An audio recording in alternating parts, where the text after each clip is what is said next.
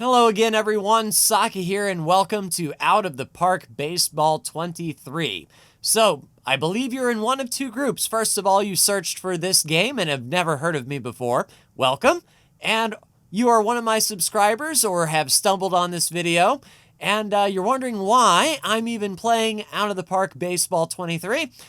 In order to get ready for Formula One Manager, I wanted to play an in-depth managerial type game. I played Motorsport Manager a long time ago and really enjoyed that.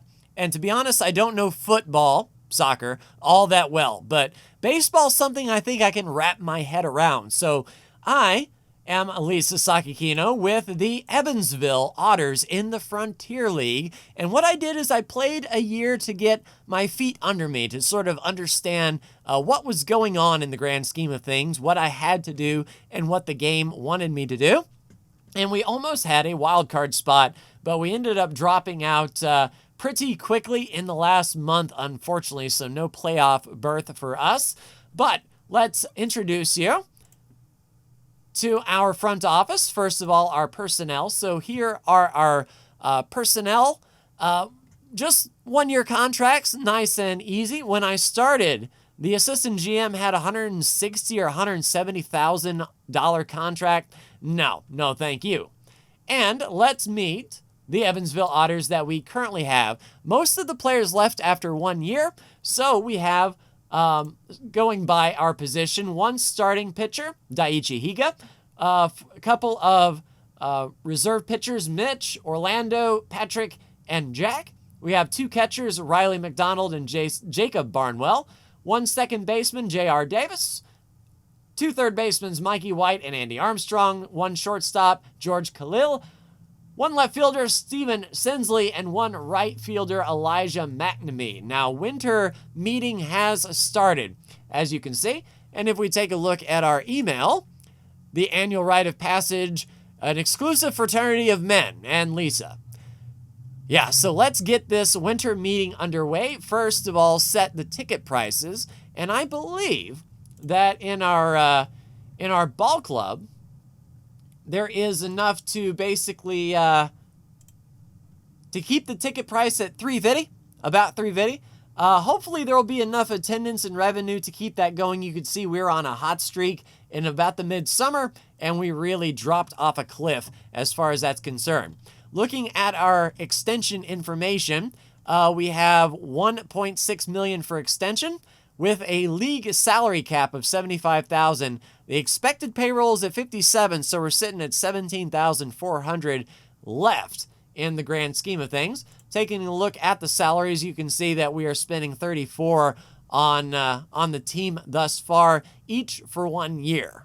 So looking at our depth chart here, we need some starting pitchers for sure, and a few more relievers. Looks like we need a first baseman, we need a center fielder as well, and probably some backups. You see we can have 24 players on our active roster, and we can have 5 reserves in our reserve. And no minor leaguers to come up and fill in the gaps, so we have to sort of do this ourselves. So let's get to shopping.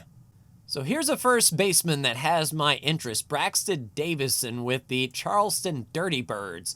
Looking really good. And we have high accuracy on the scout. Not a good runner, but he can also do left field and first base as well. I think what we'll do is we will try to do a trade, and that's going to come out of our budget space.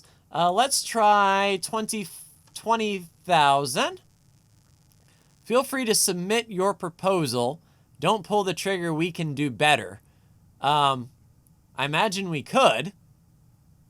What would it take to... No, he wants players to make the deal work now. If $20,000 won't do it, how about $25,000? Make your offer official, and I'll do my best to respond promptly. All right, so he's not taking it right away. How about $30,000? Okay, so that's sort of the same response. So we'll submit the offer for $30,000 to get Braxton Davidson from the Dirty Birds. So this is interesting. I was looking at the player trades, and I found Tony Amoroso. So, what kind of price do they want? Check this out.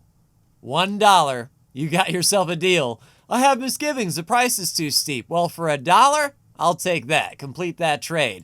How about that? That is some Trading Places stuff right there. And I'm not sure. He's got 3 decent pitches. Good stuff. I mean, not a whole lot of control. Maybe he's maxed out, 24 years old, but 65 out of 75 on the pitching. I think he'll be a pretty okay starter. This is disrespectful. Evansville and Billings announced Tony Amoroso from the Mustangs in exchange for $1 in cash. Both teams say they're pleased with the deal. Next acquisition, Andrew Miller, I think. $550 salary.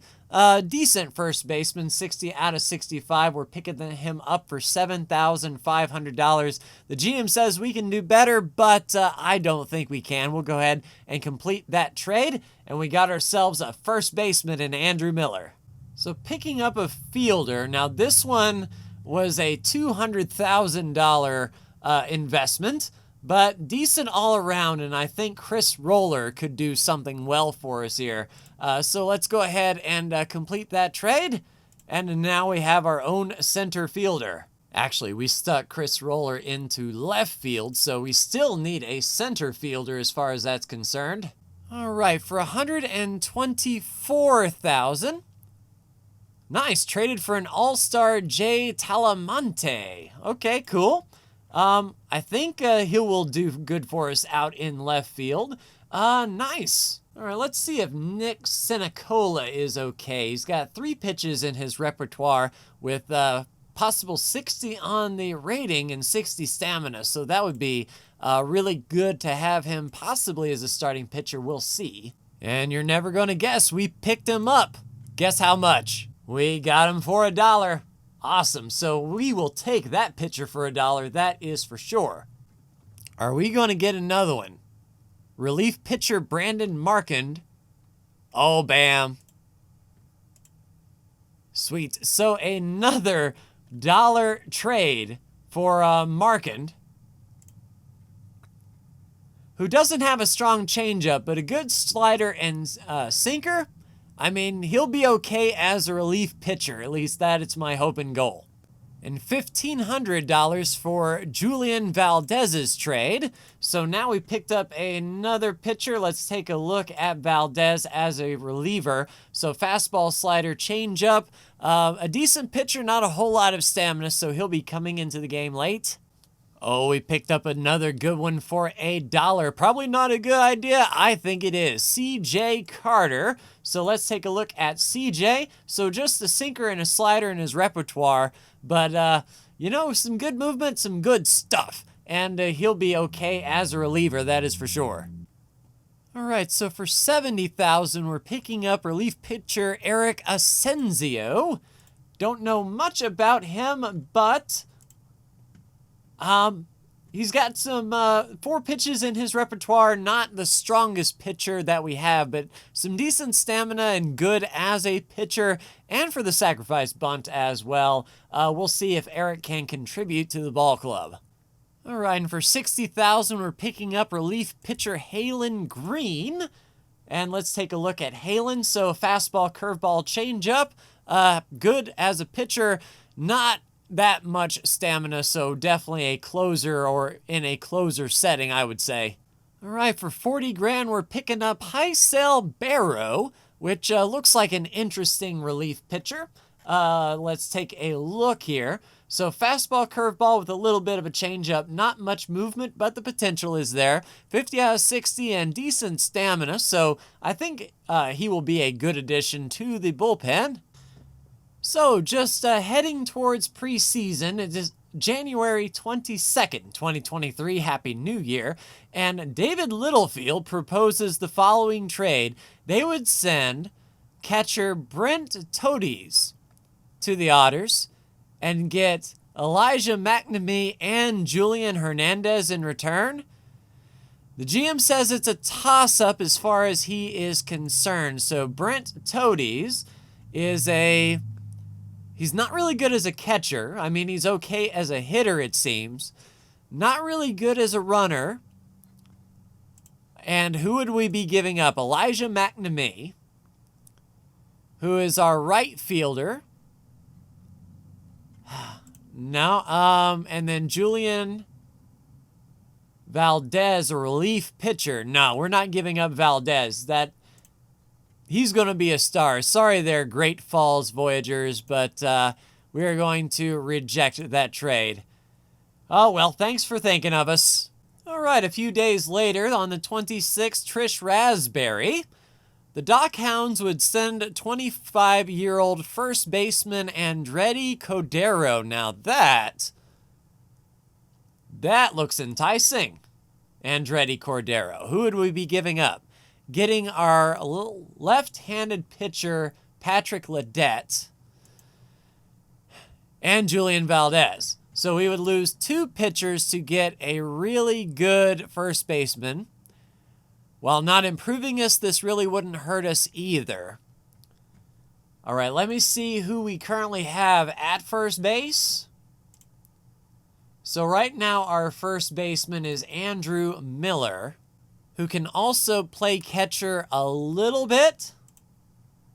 If he's a better catcher, not than Barnwell, but he could be a backup if we did snag another. The question is, if we did accept and we lose a left-handed and a right-handed pitcher, we would lose Patrick, who is a reliever. We would lose Julian, who is a reliever. We would have to go try to find 2 more relief pitchers. Interesting enough. The thing is, though, I really don't want to give up Valdez. So how about we discuss? Valdez is off the table. But what would you take as well? So third baseman Armstrong. Could we find a third baseman like Andy? Interesting enough. So this offer is still on the table for a little bit. I've got some time. So what I can do is I can look for another third baseman, take Valdez off the table for sure. Look for a replacement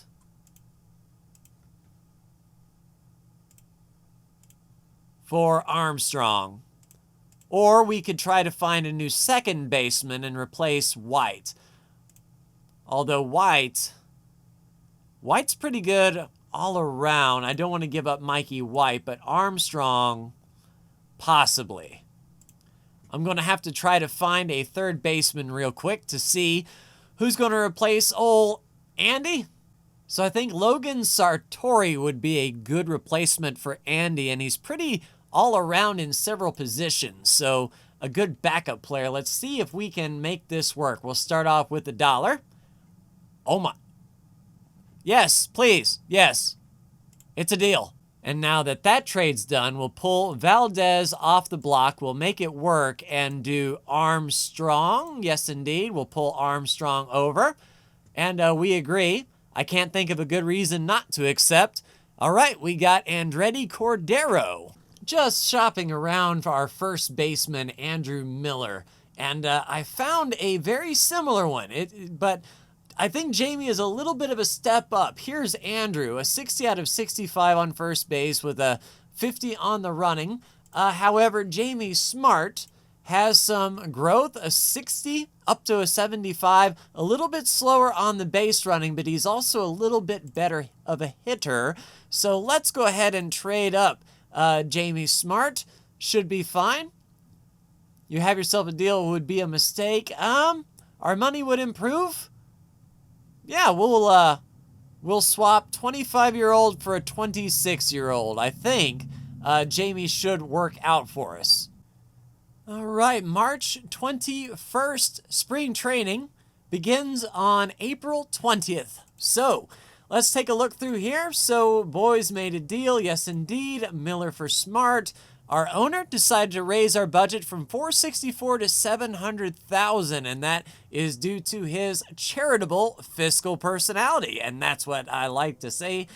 All right, the Frontier League headline: preseason begins. With only a few weeks to go before the start, there's much to do. Teams have to determine their major league rosters, keep their teams relatively healthy, yes, and play out a rigorous spring training schedule. The schedule's been released, and front offices around the league are considering promotional days and marketing tactics as well. And he mentioned our financials, so let's take a look at the front office on the finance. So yes, indeed, we can see we have $765,000 in cash, $1.5 million budget extensions. Expected payroll, we're coming in just under $17K. If we take a look at the salaries, they haven't updated yet for the players that we've signed in the interim, but we still have, that's weird, 24 out of 0 players. So we've got full 24 people, some with a lot of potential. He's Heizel Barrow with a lot of potential, so hopefully our coaches can get a lot out of him. He's 21 years old, so fairly-ish young to improve that. As far as our pitching goes, it is going to be Higa, Rodriguez, Amoroso, Senecola, and Barrow in the start. And then as far as the lineups are concerned, looks like our cleanup is Cordero, which makes sense. And looks like Jamie, Jacob, and Elijah are going to be in sort of a backup role. So I think we are ready to get up to spring training. There may be a few more acquisitions that I make, but if you would like to see that, I think what I'll do is do some spring training in the next episode, sort of get a feel of what it's like to record an episode for YouTube, and then judging by the reception on that, I'll either play this on my own time or continue with the Evansville Otters here on YouTube. But that will do it for me. Like, share, and subscribe if you are so bold. Thank you so much for tuning in, and I'll see you in the next Out of the Park baseball video. Take care.